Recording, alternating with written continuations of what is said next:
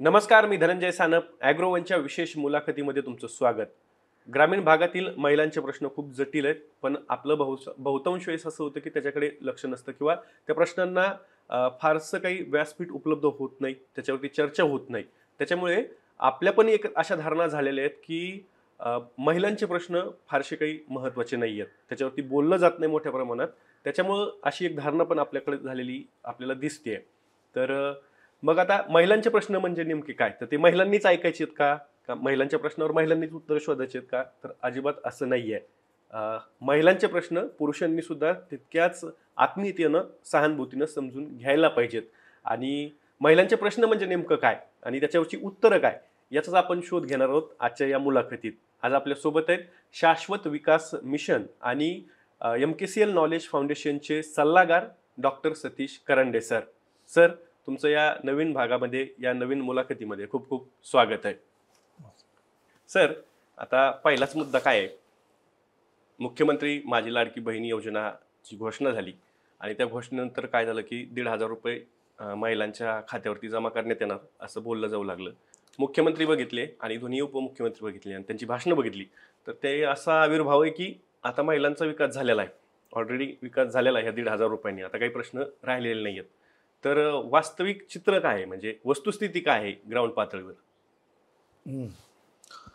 मुख्यमंत्री लाडकी बहीण योजनाची घोषणा झाली आणि तुम्ही म्हणता तसं की महिलांच्या कल्याणाचा हा एकमेव मार्ग आहे, अशा पद्धतीनं त्याच्यावर भाष्य वेगवेगळ्या स्तरातून ऐकायला मिळाली.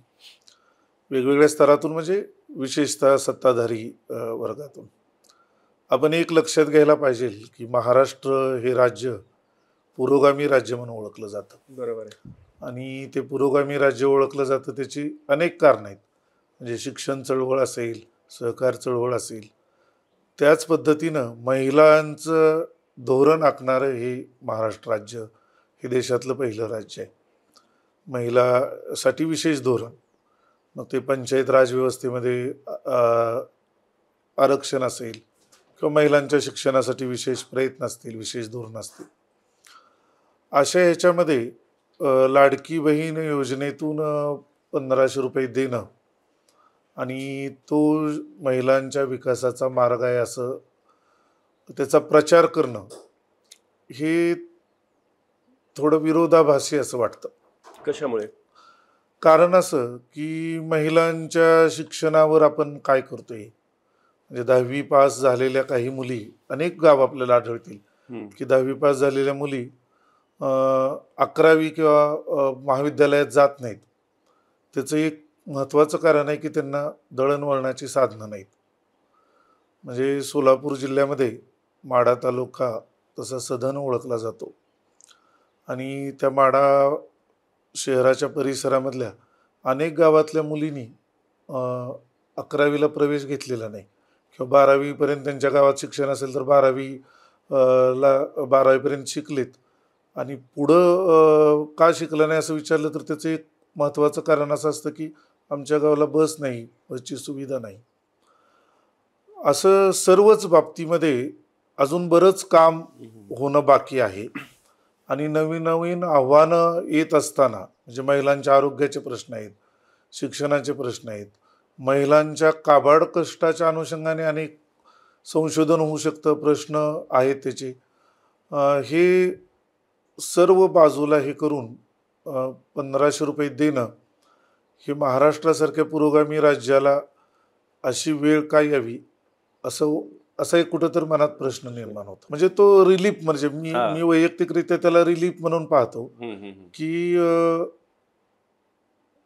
क्रांतिकारी, शिक्षण क्रांती असेल, शेतीतली क्रांती असेल, असा विचार देणाऱ्या महाराष्ट्रामध्ये आणि औद्योगिक क्रांती सुद्धा असा विचार देणाऱ्या महाराष्ट्रामध्ये असा ₹1,500चा रिलीफ देऊन महिलांचा कल्याणाचा मार्ग म्हणून सांगणं, हे मला स्वतः वैयक्तिकरित्या मला थोडं ते विसंगत वाटतं. बरं. सर, आता तुम्ही शेतीचा उल्लेख केलात, तर मूळ प्रश्न काय आहे यात शेतीच्या अनुषंगाने, की आपल्याकडे असं बोललंच जातं की शेतकरी म्हणजे पुरुष. म्हणजे शेतकरी म्हणजे पुरुष, ते असं इक्वल झालेलं आहे की एक समीकरण आहे. शेतकरी म्हटलं की पुरुषच डोळ्यासमोर आला पाहिजे. मग शेती क्षेत्रात महिलांचं काही योगदानच नाहीये का? अ, हा अतिशय महत्त्वाचा प्रश्न आहे, की शेतकरी मेळावे, शेतकऱ्यांच्या गटचर्चा असं होय. म्हणलं, की अगदी शासकीय पातळीवरचे जरी आपण फोटो पाहिले, तर त्याच्यामध्ये पुरुषांची पुरुषच हजेरी दिसतात. असते होय. आणि महिलांचं योगदान नाही का? असं म्हणजे हा इतका म्हणजे गंभीरच प्रश्न असा आहे. गंभीर मी याच्यासाठी म्हणेन, गंभीरही म्हणता येईल किंवा त्याला थोडं विनोदी सुद्धा म्हणता येईल. कशासाठी? का तर मुळात शेतीचा शोधच महिलांनी लावलेला आहे. हं, हं, हं, हं. बरोबर आहे. पुरुष हा जंगलामध्ये फिरत होता, शिकार करत होता आणि महिलांना लक्षात आलं, की काही धान्य आपण लावली तर त्याला तशाच प्रकारचं धान्य येतं. म्हणजे 10,000 12,000 वर्षापूर्वी महिलांनीच शेतीचा शोध लावलेला आहे. बरोबर आहे. त्यामुळं महिलांचं योगदान नाकारताच येत नाही. हं, म्हणजे हं, हं. नाकारलं जातं हे खरं आहे, पण ते नाकारता येत नाही आणि ते नाकारायलाही नको आहे हं. आणि ते नाकारलं जाऊ नये किंवा नाकारायलाही नको आहे असं जर वाटत असेल, तर त्या अनुषंगाने धोरणंही सुद्धा तशी असायला हवीत. बरं. आणि म्हणजे मला एक उदाहरण द्यायला आवडेल इथं, हो. की महाराष्ट्र हा दूध उत्पादनामध्ये अग्रेसर असणारं राज्य आहे होय, होय. आणि दूध धंदा जो आहे आपण जर बघितलं तर तो महिलांशिवाय तो उभाच राहू शकत नाही. हं, हं, हं, तुम्ही हं. ग्रामीण भागात गेला म्हणजे उदाहरण म्हणून आपण दूध धंद्याचं होय, घेतोय. होय. अशा अनेक व्यवसाय किंवा अनेक शेतीतली कामं सांगता येतील की ते महिलांशिवाय शक्यच होत नाहीत. हं, हं, हं. त्यामुळं महिलांचं योगदान नाकारताच येणार नाही. एवढं मोठं हं. योगदान आहे त्यांचं. बरं सर, मग आता महिलांचं योगदान आहे हे आपण मान्य करतोय तिघीकडे. हं, दुसरीकडे म्हणजे जर हं, त्याची टक्केवारी बघितली तर साधारणतः 70-80% कामं, शेतीतली हं. कामं ही महिलाच करतात. म्हणजे खुरपणी हो. असेल, निंदणी असेल, अ, बाकीची कामं असतील, गवताचा भार आणणं असेल, पशुसंवर्धनातली हं, जी काही कामं असतात ती असतील, शेण काढणं, हं. हे करणं असेल, दूध डेअरीला नेऊन घालणं असेल, इथपर्यंतच्या कामं सगळे महिला करतात. पण दुसरीकडे एक गोष्ट अशी पण जाणवते, की महाराष्ट्रात महिलांना म्हणजे शेत काम करणाऱ्या महिलांना स्वातंत्र्य नाहीये, आर्थिक स्वातंत्र्य नाहीये. म्हणजे आता त्याची एक जर का टक्केवारीच बघायची झाली किंवा अ, असा एक आकडा काढला आपण तर मोठ्या प्रमाणावरती एक असं चित्र दिसतं, की महिलांच्या नावावरती शेतजमीन नाहीये. म्हणजे त्या खातेदार नाहीयेत. खातेदार नाहीयेत त्या महिला. त्यांच्या म्हणजे पुरुष असेल तर मग त्यांचा पती असेल, वडील असतील, मुलगा असेल, यांच्या नावावरतीच ती जमीन दिसतीये. महिलांच्या नावावरती खाते नाही, खातेफोड केलेली नाहीये. तर याच्या मागची कारणं नेमकी काय आहेत? आता एकूण महाराष्ट्रामध्ये अ, खातेदारांची संख्या हं. पुरुषाच्या तुलनेत महिलांची बघितली तर थोडा आकड्याचा प्लस मायनस होईल. हो. पण ती 15% सुद्धा नाही खातेदार महिला असणाऱ्या शेतकरी महाराष्ट्रामध्ये. बरं. जे लोकसंख्येच्या 50% महिला आहेत, पण एकूण खातेदाराच्या 15% सुद्धा महिला खातेदार नाहीत. हं. ज्या महिला खातेदार आहेत, त्याच्यामध्ये एक परस्पर किंवा सहसंबंध असा आढळतो, की ज्यांच्या घरामध्ये, कुटुंबामध्ये मोठी शेती आहे, हं, हं, हं. म्हणजे मोठी म्हणजे 10, 20, 50 एकर अशी जी हो. शेती आहे, त्या शेतकऱ्यांच्या कुटुंबातील महिला खातेदार आहेत. त्याची कारणं ती स्वतंत्र चर्चेचा विषय असू बरं. शकेल. पण ही परिस्थिती आहे. दुसरं एक तुम्ही सुरुवात जी केली, की महिलांना स्वातंत्र्य हं, हं. नाही शेतीच्या ह्याच्यामध्ये. मला त्याच्यामध्ये एक म्हणजे आपण ज्यावेळेस महाराष्ट्रात फिरतो, शेतकरी समाजात चर्चा करतो, ग्रामीण भागात फिरतो, असं एक प्रकर्षाने असं जाणवतं, की महिलांना शेतीतलं निर्णय घेण्याचं स्वातंत्र्य नसतं. म्हणजे हं. कोणतं पीक घ्यावं, कोणतं हे करावं आणि ज्या ठिकाणी ते स्वातंत्र्य आहे, काही कारणामुळे असेल. उदाहरणार्थ आम्ही एक अभ्यासाच्या निमित्ताने मराठवाड्यात फिरत होतो आणि त्याच्यात एक भाग शेतकरी आत्महत्याग्रस्त कुटुंबातील महिला होय. म्हणजे विधवा महिलांचा अभ्यास करणं. अभ्यास म्हणजे त्यांच्याशी चर्चा करणं, त्यांची शेती पद्धतीचा अभ्यास करणं असा तो विषय होता. तर असं एक आढळलं आणि ते अगदी सिग्निफिकंटली किंवा अतिशय प्रकर्षाने जाणवणारी गोष्ट म्हणजे ज्या शेतीमध्ये राबले पुरुष, त्यांनी जी पिकं घेतली, त्याच्यातून कर्जबाजारीपणा आला किंवा भाव नाही मिळाले, भाव पडले, उत्पादन खर्चही निघाला नाही, तोटा झाला, कर्ज झालं. अशा काही कारणामुळे ज्या कुटुंबात आत्महत्या झाल्या, त्या कुटुंबातल्या महिला मात्र त्याच शेतीवर आपली गुजराण करतायत. आणि त्यांनी काय केलं असं आपण एक साधं ढोबळमानाने बघितलं तरी त्यांनी त्यांच्या पीक पद्धतीमध्ये बदल केलेला दिसतो. म्हणजे उदाहरणार्थ कसं पीक पद्धतीमध्ये फार तीव्र बदल नाही, पण जर समजा 5च्या 5 एकर सोयाबीन, 4च्या 4 एकर, जेवढी 4 एकर शेती आहे तेवढं सर्व कापूस, असं न करता त्या महिलांनी काहीतरी त्याच्यामध्ये जोखीम विभागणारी पद्धती राबवली. किंवा 2 एकर सोयाबीन केलं असेल तर 1 एकर उडीद केलेलं आहे. म्हणजे परिस्थितीमध्ये तग धरून कसं राहावं, परिस्थितीशी झुंज कशी द्यावी, हे निसर्गतःच महिलांमध्ये पुरुषांपेक्षा थोडं जास्त तो गुण असतो. आणि त्याच्यातून असेल की बाबा आपल्याला सातत्याने पैसे मिळायला पाहिजेत, अशा पद्धतीची आपण पीक पद्धती स्वीकारली पाहिजे, तर हे जाणवतं. आणि महाराष्ट्रातल्या दुष्काळी पट्ट्यामध्ये आपण फिरलो, म्हणजे सांगोल असेल, जत असेल, हे असेल, या भागामध्ये परंपरेनं म्हणजे पिढीजात शेळी मेंढी पालनचा व्यवसाय आहे आणि त्याच्यामध्ये महिलांचं योगदान आहे. 1 वर्ष दुष्काळ, 2 वर्ष दुष्काळ पडला किंवा कमी पाऊस पडला तर अशा ह्याच्यामध्ये त्या कुटुंबाला स्थलांतर करायची वेळ येत नाही. त्याचं मूळ ह्या शेळी पालनाच्या ह्याच्यामध्ये आहे असं जाणवतं. खरं पाहिलं तर याच्यावर खूप अभ्यास व्हायला पाहिजे. याच्यातून खूप धोरणाला दिशा देणारे अनुमान आपल्याला मिळू शकतील. ते स्थलांतर होत नाही. आणि मग अशा सर्व याचं आपण निरीक्षण लक्षात घेऊन आपण एक ढोबळ अनुमान काढलं तर ज्या ठिकाणी महिलांना थोडंफार निर्णय स्वातंत्र्य आहे शेतीत काय करायचं, म्हणजे मला शेती करायची आहे, त्याबरोबर थोडं शेळ्याही पाळायचे आहेत, एखादी म्हैस पाळायची आहे, मला थोडे कोंबड्या पाळायचं आहे आणि हे मला करायचं आहे, असं ज्या कुटुंबात थोडं निर्णय स्वातंत्र्य आहे त्या कुटुंबाचं तुलनेनं बरं चाललंय असं आपल्याला पटकन लक्षात येतं. सर, आता याच्यात तुम्ही जोड व्यवसायाचा मुद्दा महत्वाचा आहे, तो फॅक्टर. आपल्याकडे आता जोडधंदा म्हणून जो काही केला जातो तो दूध आणि पशुसंवर्धन किंवा पशुपालन असा केला जातो. तर याच्यामध्ये महिलांची भूमिका कशा पद्धतीने निर्णायक राहिलेली आहे आतापर्यंत, किंवा कशी दिसते, चित्र काय आहे ग्रामीण पातळीवरती, हे थोडंसं अजून उदाहरणासहित एक्सप्लेन करा ना थोडंसं. कारण की ऑडियन्सला काय आता आपल्या याच्यात काय झालंय बोलताना, पुरुषांपेक्षा स्त्रिया कणखरेत आपण असं म्हणालोय. तर आपण काहीतरी उदाहरणं पण त्यांना देऊयात, कारण की आपला ऑडियन्स असं म्हणतील, बरेचसे पुरुष असं म्हणतील की हे 2 पुरुष बसलेत आणि स्त्रियांबद्दल काहीतरी महिलांबद्दल बोलतायत आणि ते कशी त्यांना झोकतं माप देत आहे, तुम्हाला माहितीये का आमच्या मागे किती लचंड असतात. तर त्याच्यामुळे आपल्याला त्याचं उदाहरण देता येईल का, अशी 2-3 उदाहरणं? नाही, आपण महिलांचं योगदान मान्य करतोय याचा अर्थ असा अजिबात नाही की पुरुषांचं योगदान नाकारतोय. का तर महिला आणि पुरुष दोघांनी मिळून करायचा हा व्यवसाय आहे. आणि ते अगदी आपल्या परंपरागत आहे की पुरुष मोठ ओढायचा आणि महिला दारे धरायची, आणि अशा पद्धतीचा तो म्हणजे दोघांचं मिळूनच तो व्यवसाय आहे. आणि परंतु एखाद्याचं योगदान कबूल करणं म्हणजे दुसऱ्याचं योगदान नाकारणं असं अजिबात नाही. ह्याच्यामध्ये कसं आहे की मला एक जाणवणारं, कदाचित माझ्या मतावर दुमत असू शकेल किंवा इतरांचं वेगळं मत असेल, की स्मॉल इज ब्युटिफुल असा जो एक आपल्याकडं म्हणजे म्हणलं जातं जगभरामध्ये, ते ध्येय किंवा तसा विचार महिलांचा असतो. महिला पहा, म्हणजे आपण बघितलं, म्हणजे मागे मी एकदा पंढरपूर तालुक्यामध्ये एका तरुण शेतकऱ्याची आत्महत्या झाली होती आणि मी 1-1.5 महिन्यानंतर त्या गावामध्ये गेलो आणि थोडं माहिती घेतली.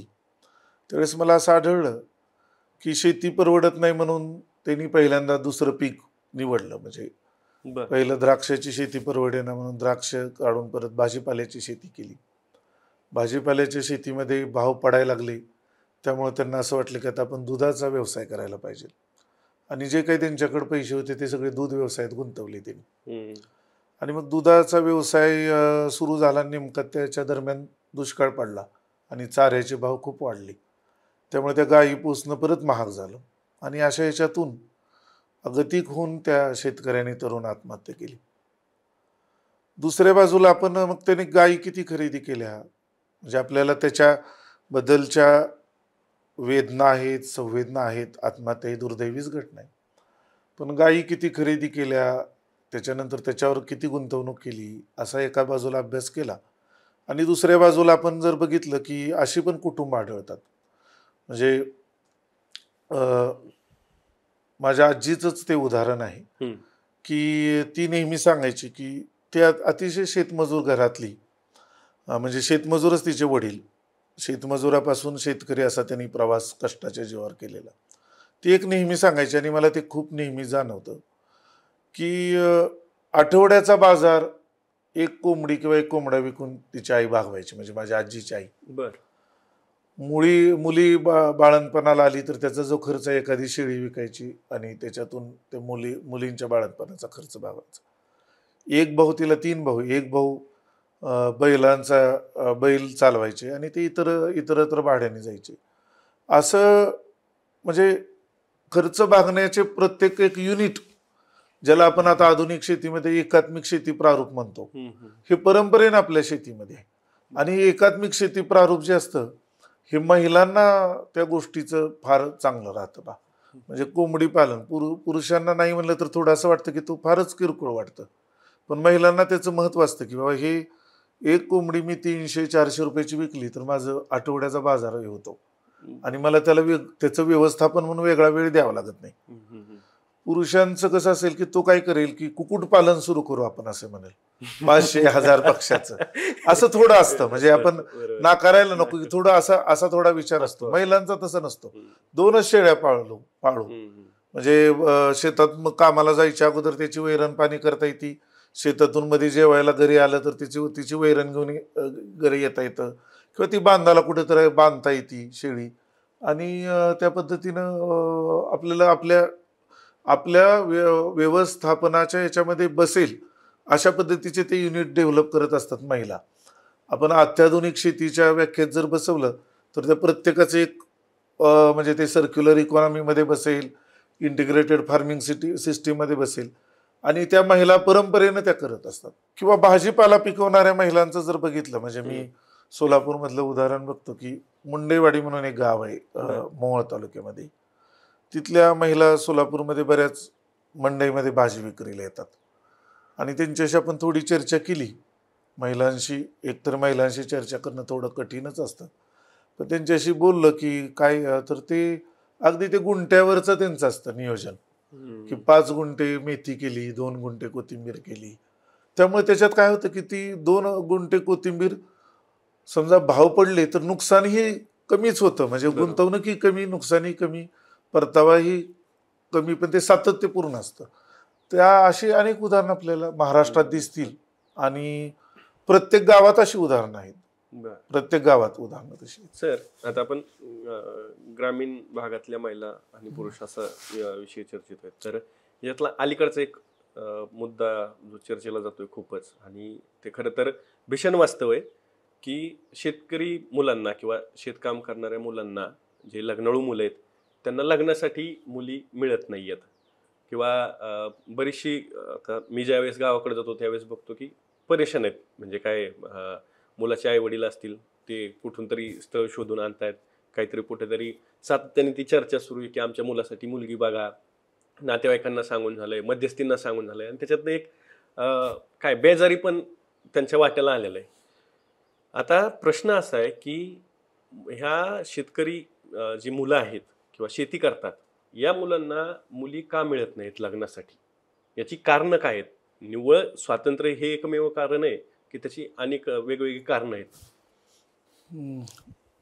हा म्हणजे खूप मोठा प्रश्न आहे आणि याच्यावर एक स्वतंत्र चर्चा सुद्धा होऊ शकते.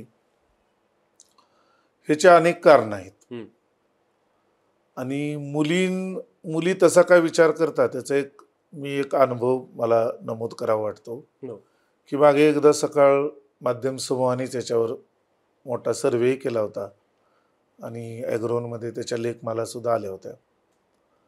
आणि त्यावेळेस मी एका कृषी महाविद्यालयामध्ये प्राचार्य म्हणून कार्यरत होतो. आम्ही त्याच्यावर एक गटचर्चा मुलींची आयोजित केली होती आणि त्या गटचर्चेत एका मुलीनं जे सांगितलेले अनुभव आहेत तसं पाहिलं तर ते आपण रोज तुम्ही म्हणजे आपण सर्वजण ते पाहत असतो, पण आपण त्याच्याकडे लक्ष देत नाही. तिनं जे अनुभव सांगितलं ना, तिनं तिच्या आईची आणि तिच्या चुलत मावशीची तुलना केली. कशी? तिनं काय सांगितलं की माझी आई तिच्या वडिलांना एकुलती एक होती आणि माझ्या आईच्या चुलत बहिणी ज्या होत्या त्या 4 जणी मुली होत्या, म्हणजे त्या तिच्या चुलत्याला. त्यामुळे माझ्या आजोबांनी माझ्या आईला 30 एकर शेती असणाऱ्या घरी दिलं, म्हणजे मुलाला गडगंज शेती आहे त्याच्यात देऊ. आणि त्या चुलत आजोबांनी मात्र, म्हणजे तिच्या चुलत मावश्या काही बँकेत सर्व्हिस करणारे, काही ST मध्ये कंडक्टरचं सर्व्हिस करणारे, अशा घरी नोकरदाराला दिले. त्यावेळेस ती मुलगी जे सांगत होती ना की आपण सगळेजण अनुभवतो, पाहतो, आपल्या काकू मावश्या आत्या यांचे सगळे अनुभव आहेत. तिनं जे सांगितलं की माझ्या मावश्या, ज्या चुलत मावश्या ज्या नोकरदाराला दिलेत, त्या खूप सुखी आहेत माझ्या आईपेक्षा. आम्ही म्हणलं सुखी म्हणजे काय? तर तिनं मुलींचं मग तिनं जे विचार केला की सर म्हणले त्यांच्याकडे कुकर असेल, मिक्सर असेल, जे कष्ट कमी करणारी जी आहेत ती त्या वस्तू म्हणले त्यांनी फार पूर्वी आम्ही ज्यावेळेस त्यांच्याकडे सुट्टीला जायचो त्यावेळेस त्यांनी ते खरेदी केलेली असायच्या. माझ्या आईचा दिवस 4ला उगवतो, सुट्टी अशी कधी नाही. म्हणजे ही जी माझी आई शेतकऱ्याची बायको असल्यामुळे 4ला उठणार, जनावराचं करणार, आणि काही नाही कोणताही सण आला, म्हणजे गौरी गणपती आल्या तर कामाची धांदल शेतातली आणि गौरी गणपतीचे सण, ती मी आईची धांदल बघितली आणि सणाचा आनंद माझ्या त्या मावस बहिणी कसे घेतात ते पण मी बघितलेलं आहे. त्यामुळे हे काबाड कष्टाचं जीवन नको. दुसरी एक मुलीनं जे सांगितलं ते सुद्धा फार विचार करण्यासारखं आहे. तिनं हाच मुद्दा पुढे नेला की म्हणजे अशा अनेक शेतकरी कुटुंब आढळतील, कदाचित आपल्या प्रेक्षकांना आवडणार नाही, पण आपण शेवटी आपण त्याचा हाच मुद्दा पुढे नेला. आणि ती म्हणाली की घरामध्ये मोटारसायकल असणारी शेतकरी कुटुंब खूप आढळतील, पण महिलांचं कष्ट कमी करणारे कुकर मिक्सर सारखी खरेदी होत नाही लवकर, त्यामुळं आम्हाला शेतकरी जीवन नकोय. दुसरं जे आहे की शेती व्यवसाय हा प्रचंड, म्हणजे हे अनुभव हा आपल्या सगळ्यांना येणाराच अनुभव आहे. म्हणजे ती जी महिला ती मुलीनं बोलली आणि मग मी माझ्या याच्यातच विचार केला की खरंच आहे, आपल्या म्हणजे माझ्या आत्या असतील, मावशी असतील किंवा आजूबाजूला जे दिसतं ते तसंच चित्र आहे की महिलांना आर्थिक स्वातंत्र्य नसतं, त्यामुळे त्यांना त्यांच्यासाठी म्हणून काही खरेदी करता येत नाही, किंवा त्यांच्यासाठी भले ती शहरामध्ये छोट्या घरात राहत असतील पण त्यांचा रविवार कुठेतरी फिरायला जाणं असं याच्यात होतं, पण असं काही होत नाही. हे मुलींच्या मनावर कुठेतरी खोलवर रुजलेलं आहे. आणि त्याच्यातून त्या मुली असल्यामुळे त्याच्यातून बाहेर पडण्याचा एक मार्ग जो आहे, त्यांना लग्न ह्याच्यातनं तो मार्ग निवडण्याचा, म्हणजे शेतकरी नवराच नाही निवडला तर हे सगळंच आपल्या वाट्याला येणारच नाही, आपण आपोआपच बाहेर पडू. हा एक भाग झाला. दुसरा भाग जो आहे तो आर्थिक दृष्ट्या जर आपण बघितलं की शेती व्यवसाय हा प्रचंड जोखमीचा झालाय. त्याच्यात उत्पन्नाची काही हमी नाही, सातत्य नाही. एक वर्ष 5 लाख होईल, पुढच्या वर्षी 2 लाख होईल का नाही माहीत नाही, तिसऱ्या वर्षी कर्जच होईल का काय असं काही माहीत नाही. आणि मग त्याच्यामुळं त्याचा जो परिणाम होतो तो भयंकर मोठा परिणाम असतो सातत्य नसल्यामुळं. उलट नोकरदारात काय ते सातत्य असतं की भले मला 20,000 मिळत आहेत पण महिन्याच्या 5 तारखेला मला ते मिळणार आहेत आणि त्या पद्धतीनं मला त्याचं विनियोग करता येतो. माझ्या मुलांचे शिक्षण असतील, माझा खर्च असेल, मला काही खरेदी असेल तर ते करता येतं, तर ते एक नाही. तिसरा एक महत्त्वाचा विषय की तो फार चर्चेला येत नाही, शेती व्यवसायाची प्रतिष्ठा सुद्धा फार झपाट्याने कमी होती. म्हणजे कशी? म्हणजे आता तुम्ही अगदी साधं उदाहरण आपण खेडेगावात बघितलं की एखाद्या वडिलांना 3 मुलं असतील तर ते काय म्हणतात पहा, थोरला मुलगा शिक्षकाची नोकरी करतो, दुसरा मुलाचं किराणा दुकान आहे, तिसरा काही नाही करत शेती करतो. बघा तुम्ही नेहमी अनुभव, काही नाही तो शेती करतो. आणि आपण जर पुढं प्रश्न विचारला की त्याला अहो ते काय तो 10वी न पासच नाही झाला, त्याला काही हे नाही, त्यामुळे मग त्याला शेतीत घातलं असं होतं. मग त्यामुळं काय होतं, शेती हा काबाड कष्ट, शेती म्हणजे भरवसा नसणारं, शेती म्हणजे प्रतिष्ठा नसणारं, असं एक तो व्यवसाय झाल्यामुळं शेतीमध्ये खरं पाहिलं तर उलट आहे. शेतीमध्ये नवनिर्मितीचा आनंद आहे. शेतीमध्ये तुम्हाला शेती हीच प्रयोगशाळा मानून तुम्हाला संशोधक अशा दृष्टिकोनातनं शेती करण्याचे भरपूर मोठं काम आहे. आणि महाराष्ट्रात अशा अनेक उदाहरणं आढळतील की महाराष्ट्र हे राज्य असं आहे की शेतकऱ्यांनी इथं पिकांच्या जाती सुद्धा काढलेल्या आहेत. बरोबर. द्राक्ष असले म्हणजे तसा पाहायला गेलं तर तो खूप मोठा प्रतिष्ठेचा, डिग्निटी असणारा, उमेदीचा, नवनिर्मितीचा व्यवसाय. पण आता चर्चा जी आहे ती सातत्याने त्याची नकारात्मक होत राहिल्यामुळं शेती का बडकष्ट, त्याला काय वेळही नाही. 24 तासाची शेती आहे. कधी वीज येईल, कधी काम सुरू होईल, कधी फवारणी करावी लागेल, कधी कुठली आव्हानं, काल जे नव्हतं आव्हान वाटत नव्हतं ते आज आपल्याला आव्हान वाटू शकतं. अशी परिस्थिती कधी निर्माण होऊ शकते. आणि ह्या सगळ्याचा परिणाम म्हणून ज्याला काहीच जमत नाही त्यानं शेतीत जावं असं एक अलिखित नियमच झाल्यासारखं झाले.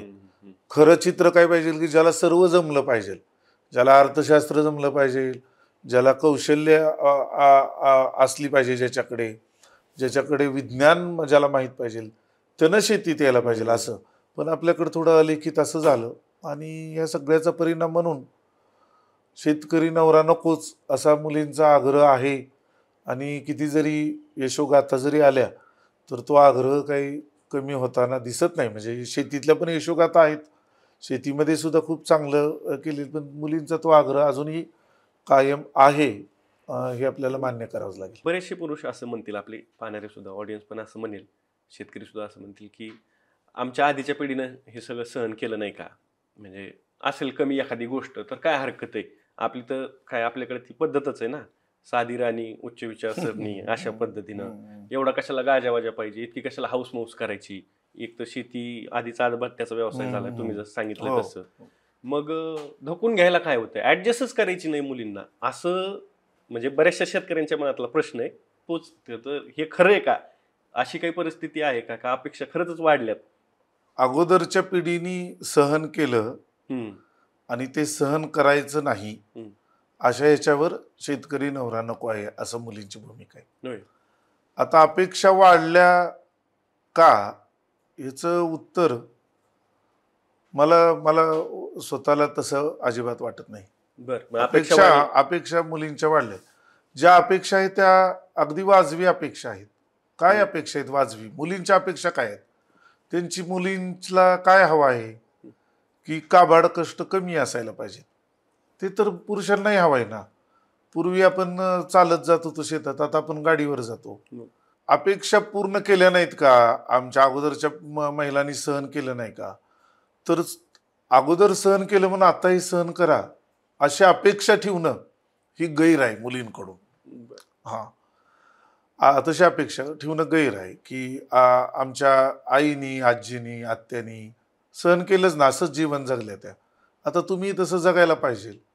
म्हणजे हा प्रश्न जो आहे ना, हा एकाच वेळेला सामाजिक, आर्थिक अशा अनेक पैलू आहेत. हा प्रश्न असा अजिबात सुटणार नाही की मुलींचं काउन्सिलिंग करून की नाही तुमची सहन, तसं ते होणार नाही. म्हणजे तुम्ही तसं होणार नाही.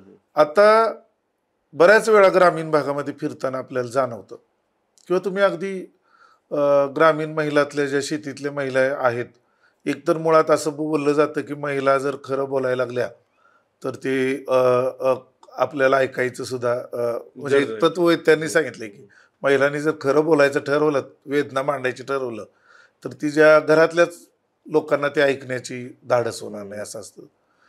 तर ती कुचंबना नको आहे. म्हणजे कुठल्याही सोयाबीन उत्पादक शेतकऱ्यांना विचारा की सोयाबीनची खुरपणी, बाकीची सगळी कामं केली, सोयाबीनचे कट्टे भरले, सोयाबीन कसं गेलं, किती भावाने गेलं, अशा मला वाटतं 50% सुद्धा महिलांना प्रश्न विचारायचा तर अधिकार आहे का नाही बघावं लागेल. किती पैसे आले हा नंतरचा प्रश्न आहे, त्या पैशाचं काय केलं हा त्याच्या आणखीन पुढचा प्रश्न आहे. आणि हे कुठंतरी आपल्याला कबूल करावं लागेल. आता दुसऱ्या बाजूला शहरामधल्या महिलांना फार सुख आहे असं आपण मानायचं कारण नाही. आपण थोडी जर तुलना केली तर कधी तर तो 20,000 पगारदार नवरा जो आहे कंपनीतून येताना कधी तर घरी येताना वडापाव घेऊन येईल किंवा एखादा गजरा घेऊन येईल.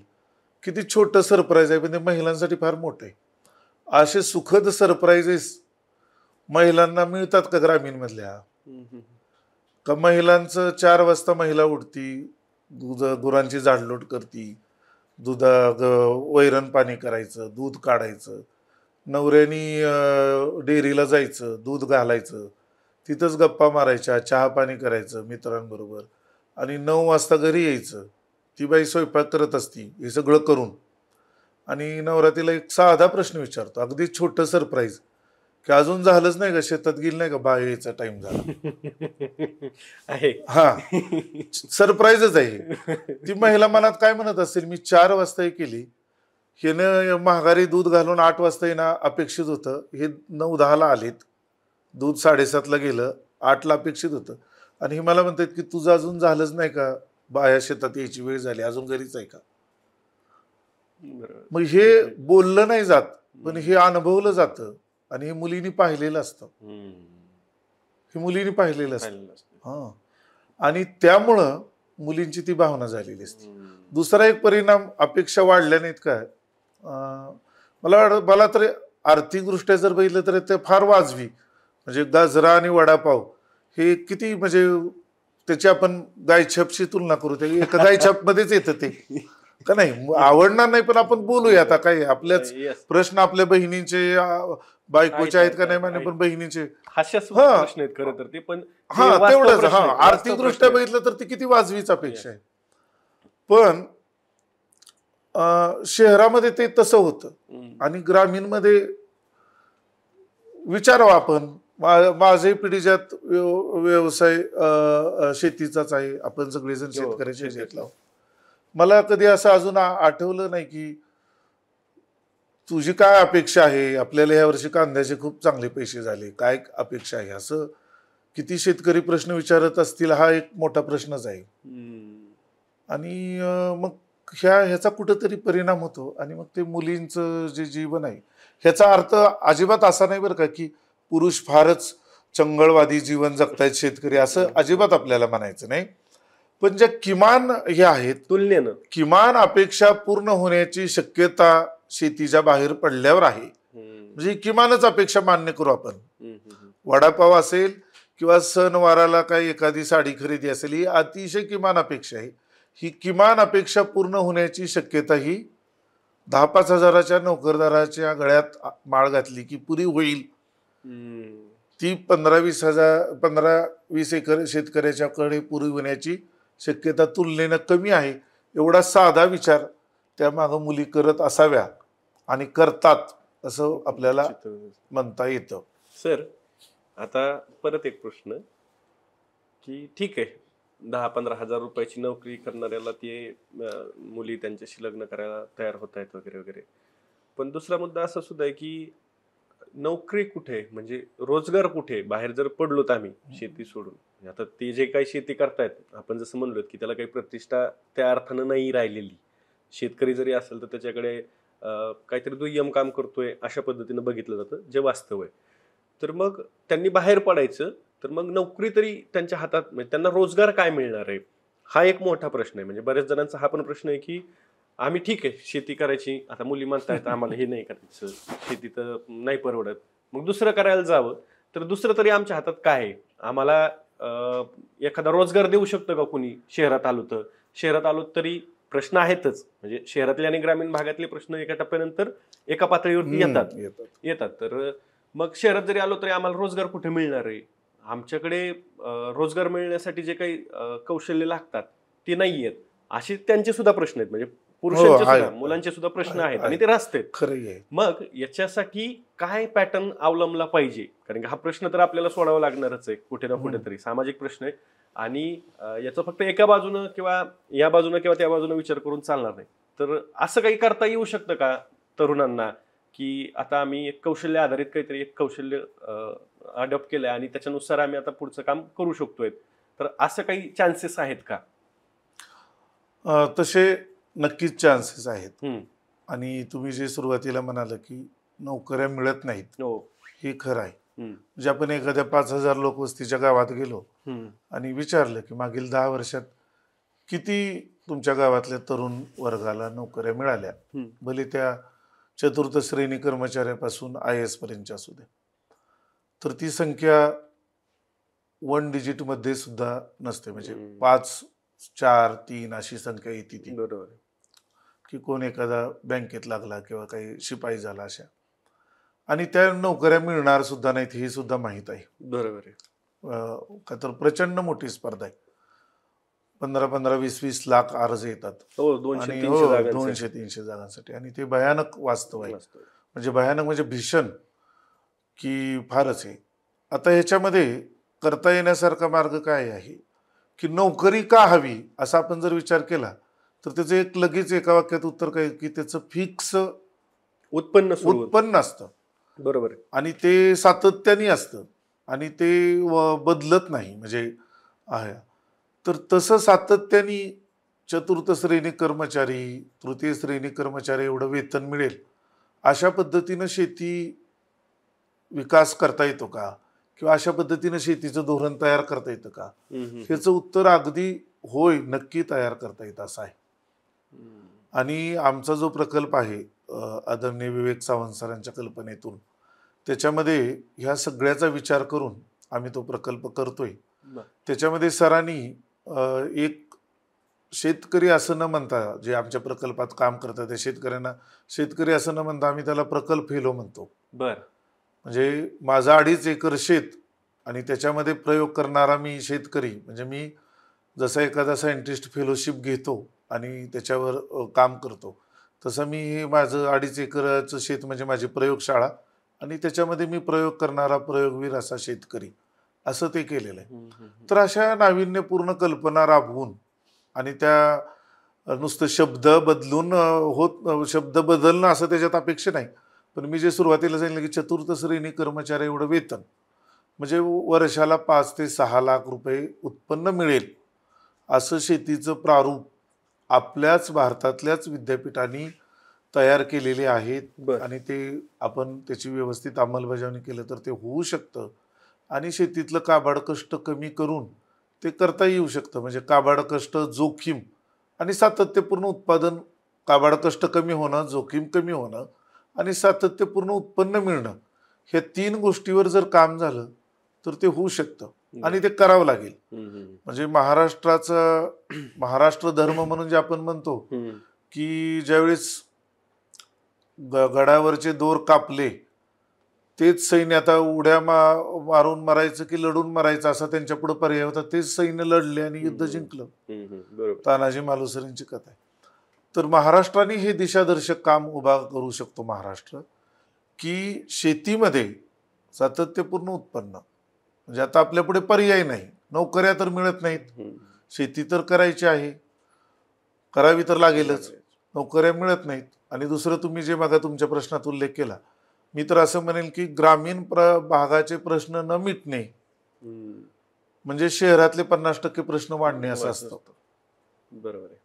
तुम्ही उदाहरण बघा, एखाद्या वर्षी जर पाऊस कमी झाला तर मराठवाड्यातलं खूप मोठं स्थलांतर पुणे मुंबईमध्ये होतं आणि मग त्यांचे जागेचे प्रश्न, त्यांचे राहण्याचे प्रश्न, त्यांच्या उपजीविका साधनांचे प्रश्न, म्हणजे ते त्या पुणे शहराचे प्रश्न होतात. म्हणजे त्या प्रश्नाचं मूळ कुठं तर बीड, जालना जिल्ह्यात असतं. त्यामुळं शहरातले 50% प्रश्न सोडवायचे असतील ना तर ते ग्रामीण मधले प्रश्न सोडवले तर शहरातले सुद्धा आपोआप सुटतील. पण शहरात तरी काय प्रतिष्ठेचं जीवन आहे. हे जे असंघटित क्षेत्रात येतात ग्रामीण मधून, म्हणजे 1 वर्ष दुष्काळ पडल्यावर येतो तो, काही तर नोकरी लागत नाही, तो कुठंतरी वेटर किंवा कुठंतरी कामगार असं काम करतो असंघटित क्षेत्रात. किडामुंगीसारखं जीवन त्यालाही जगावं लागतं. कुठं तर 10 बाय 10च्या रूम मध्ये ते 4-5 जण राहतात. त्यामुळे ह्याचा समग्र असा विचार करून धोरणं तयार करू शकतील. आणि महाराष्ट्राने रोजगार हमी योजना असो, सहकार क्षेत्र असो, शिक्षण असो, हे देशाला दिशादर्शक काम केले. त्यामुळे महाराष्ट्रामध्ये हे नक्की होऊ शकतं. रोजगार हमीतून फळबाग लागवड सारखी योजना महाराष्ट्राने दिलेली आहे, की ज्याच्यातून खूप मोठं दुष्काळी भागामध्ये, जर आपण दुष्काळी भागात फिरलं तर ते शेतकरी त्या योजनेचं खूप म्हणजे भरभरून कौतुक करतात की त्या योजनेमुळं जिथं कुसळ उगवत नव्हतं तिथं आज डाळिंबाच्या बागा आहेत, द्राक्षाच्या बागा आहेत. तर असं काम करता येऊ शकतं आणि सातत्यपूर्ण उत्पन्न मिळू शकतं. आणि ते मिळालं की मग मुली असा म्हणजे मुली मग स्वीकारतील त्या की आता होतंय बाबा, आता काही आता नोकरदारासारखं जीवन जगणं शक्य आहे ग्रामीणमध्ये सुद्धा. सर, आता आपण मुलाखतीच्या शेवटाकडे येतोय. शेवटचाच प्रश्न आहे. याच्यावरती धोरणात्मक पातळीवरती महिलांचे जे प्रश्न आहेत, म्हणजे आता ठीक आहे, हा लग्नाचा प्रश्न हा त्यातला एक भाग झाला, पण बाकीचे पण प्रश्न आहेत, महिलांच्या आरोग्याचे आहेत, शिक्षणाचे आहेत, किंवा महिलांच्या रोजगाराचे आहेत, महिलांच्या सुरक्षिततेचे आहेत. तर याच्यावरती ठोस निर्णय घेण्यासाठी राज्य सरकारला, केंद्र सरकारला धोरणात्मक पावलं उचलावी लागणार आहेत हे आपल्याला माहिती आहे. तर ती काय पद्धतीनं असली पाहिजेत, त्याचं एकूण स्ट्रक्चर काय असावं, म्हणजे एक ढोबळ मनाने याच्यावरती आपल्याला काय सांगतील? कारण की लोकांचा प्रश्न परत हा पण असणार आहे की हे ठीक आहे तुम्ही बोललायत, पण आपल्याला आता उपाययोजनांकडे सुद्धा जावं लागणार आहे. तर त्या पद्धतीनं काय मॉडेल्स असू शकतात? याचे काही मॉडेल्स आहेत का देशभरात कुठे, की अशा पद्धतीची कामं केली गेली किंवा अशा पद्धतीनं धोरणं राबवली गेली तर त्याचा बेनिफिट, त्याचा फायदा महिलांना होतो, महिला सक्षमीकरण त्यातनं घडून येतं, महिलांचा विकास घडून येतो, अशी काही उदाहरणं सांगता येतील का? हो, नक्की. तशी महाराष्ट्रामध्ये अनेक उदाहरणं आहेत हो. की शिक्षण क्षेत्र असो किंवा कृषीमध्ये सुद्धा. हम्म. आता आपण चर्चेची सुरुवातच मुख्यमंत्री लाडकी बहीण योजनेपासून केली. त्याचा माझ्या माहितीप्रमाणे अंदाजे खर्च 45,000 कोटीच्या पुढे आहे तो वार्षिक बजेट त्याचं. आपण त्या योजनेला विरोध करायचं काही कारण नाही. ते रिलीफ म्हणून योजना आहे, ठीक आहे. पण आपण असा विचार का करायचा नाही की मी जे बघा चर्चेत सांगितलं की एकात्मिक शेती प्रारूप, की एकात्मिक शेती प्रारूप मध्ये खास महिलांसाठी योजना की ज्याच्यामध्ये त्यांचं कौशल्य विकास होईल, त्या ज्या करत आहेत त्या व्यवसायाला बळकटी प्राप्त होईल आणि त्यांना आर्थिक स्थिरता प्राप्त होईल त्याच्यातून. अगदी शक्य आहे, अगदी ही योजना आपण राबवू शकतो. आणि ते मला वाटतं ते ह्या 45,000 कोटीच्या बजेटच्या 2-4 हजार कोटीमध्ये ते होऊ शकेल. म्हणजे तज्ज्ञ त्याच्यावर जास्त विस्ताराने बोलतील, पण ते होऊ शकतं. म्हणजे मी शेळी पालन करते, मला त्याच्यातलं सगळं माहीत आहे, त्याच्यातले खास खळगे मला माहीत आहेत. पण माझं उत्पन्न आता एक ठराविक 20,000पर्यंतच आहे. ते 30,000 होण्यासाठी मी काय करायला पाहिजे? मग त्याचं चारा व्यवस्थापन असेल अशा पद्धतीनं. दुसरी बाब एक अशी आहे की मुली शिकत आहेत, अमक्या गावची मुलगी IAS झाली, तमक्या गावची, असं एक आपल्याकडे बऱ्याच वेळा अशी चर्चा होती पहा की ती फारच म्हणजे यशोगाथा टाईप, की एखाद्या जिल्हा परिषद शाळेतला मुलगा अधिकारी झाला की जणू काही सगळ्या जिल्हा परिषद शाळेचे प्रश्न मिटले असं होतं. आपण असा साधा विचार केला आणि ते तातडीनं करावं की 10वी पास झालेल्या, 12वी पास झालेल्या किती मुली पुढे शिक्षण घेत आहेत आणि त्या का घेत नाही त्याची जर कारणं काढली तर आपल्याला त्याच्यातून सुद्धा खूप मोठं दिशादर्शक काम उभा करता येईल. म्हणजे त्या प्रश्नावर काम करणं म्हणजे ते मोठं काम होईल. ते का करत नाही त्याच्यावर. दुसरं, महाराष्ट्रासारख्या पुरोगामी राज्यामध्ये अजून सुद्धा बालविवाहाचं आकडेवारी नॅशनल क्राईम ब्युरोच्या रिपोर्टमध्ये महाराष्ट्रातले सुद्धा, म्हणजे महाराष्ट्राच्या लौकिकाला न शोभणारी अशी आकडेवारी महाराष्ट्राची सुद्धा आहे. कुपोषणाचे प्रश्न आहेत, स्त्रियांच्या आरोग्याचे कितीतरी मोठे प्रश्न आहेत. अशा अनेक प्रश्नांवर काम करण्याची गरज आहे. बचत गटावर आपण थोडं काम केलं, पण त्याचा पुढचा टप्पा आपण अजून सुरू करू शकतो. आपण बचत गटातून काय आता ग्रामीण भागामध्ये थोडं काम सुरू राहिले, त्याच्यामध्ये सुधारण्याची गरज आहे. त्याच्यामध्ये काही क्रांतिकारी वाटतील असे बदल करण्याची गरज आहे. त्याच्यातून महिलांचं सक्षमीकरण होऊ शकतं. तर अशा अनेक पद्धतीनं काम करता येऊ शकतं. शेतकरी महिला म्हणून जसं 1994 साली महिला धोरण आलं, तसं महाराष्ट्राने मला वाटतं की शेतकरी महिला धोरण, खातेदार आहेत का नाही असा न विचार करता आकडेवारी, सरकारचीच आकडेवारी अशी सांगते की ग्रामीण भागातले 80% जे रोजगार आहेत ते शेतीतले आहेत. महिला ज्या 80% रोजगार आहेत महिलांचे, एकूण महिलांच्या ज्या रोजगार करणाऱ्या महिला आहेत त्याच्यापैकी 80% महिला शेतीत आहेत. शेतीमध्ये काम करणारी महिला म्हणजे शेतकरी महिला, आपण थोडा वेळ असं मानू. विशेष शेतकरी महिला धोरण महाराष्ट्राने आखायला पाहिजे. त्याच्यामध्ये सगळ्या पद्धतीनं वेगवेगळे टप्पे करून त्याच्यावर काम करता येऊ शकतं. म्हणजे अगदी साधं बघा तुम्ही, बघा तू बोलण्यात आपला उल्लेख आला की महिलांचं का बाडकष्ट. मोट गेली, आता आपण सबमर्सिबल पंप आलो, म्हणजे मोट चालवणाऱ्या पुरुषाचं कष्ट कमी झालं. पण आपले पंजोबापासून खुरपणी ते महिला खुरपणीच करते. लावणी, भाताची लावणी असेल ते महिलांकडे, ते कष्टाची कामं अजूनही तुलनेनं महिलांकडे जास्त आहेत. तुलनेनं भाताची लावणी असेल, कांद्याची लावणी असेल, तर महिलांचं कष्ट कमी करण्यासाठीचं संशोधन हा त्या धोरणाचा एक भाग असू शकतो. महिलांना आर्थिक स्थिरता येण्यासाठीची धोरणं, मग ते तुमचे कर्जाची धोरणं असतील, अनुदानाची धोरणं असतील, किंवा काही तुमचं हमी भावाची सुद्धा धोरणं असतील, अशी धोरणं. मग अन्न सुरक्षा आणि पोषण सुरक्षा हे दोन्ही साध्य करण्यासाठी महिलांचं योगदान. मागच्या वर्षी मिलेट्स इयर आपण साजरं केलं. तर अशा अनेक पद्धतीनं महाराष्ट्रामध्ये काम उभा राहू शकतं. आणि महाराष्ट्र राज्याने आपला जो लौकिक आहे, आपला जो इतिहास आहे की देशाला दिशा देणारं काम, तर महाराष्ट्राने ते करावं. लाडकी बहीण म्हणून थांबू नये, तर लाडकी बहीण समृद्ध होण्यासाठी म्हणून धोरणाचं पाठबळ नक्की दिलं पाहिजे. सर, तर या मुलाखतीत आपण इथेच थांबतोय. सरांनी आपल्याला अत्यंत सोप्या सुटसुटीत पद्धतीनं सगळं विश्लेषण आपल्यासमोर उलगडून सांगितलंय. तुम्हाला याच्याबद्दल नेमकं काय वाटतं ते तुम्ही कमेंट बॉक्समध्ये नक्की व्यक्त व्हा, कारण की प्रश्न आपल्या जगण्याशी रिलेटेड आहे, थेट परिणाम करणार आहे आपल्यावर. त्याच्यामुळे तुम्हाला जे काही वाटतं ते कमेंट बॉक्समध्ये नक्की सांगा. आपण सरांना परत पुढच्या भागासाठी बोलूयात, त्याच्यावरती चर्चा करूयात, कारण की चर्चेतूनच प्रश्न सुटणार आहेत. सर, तुम्ही वेळ दिलात त्याबद्दल खूप खूप धन्यवाद. धन्यवाद.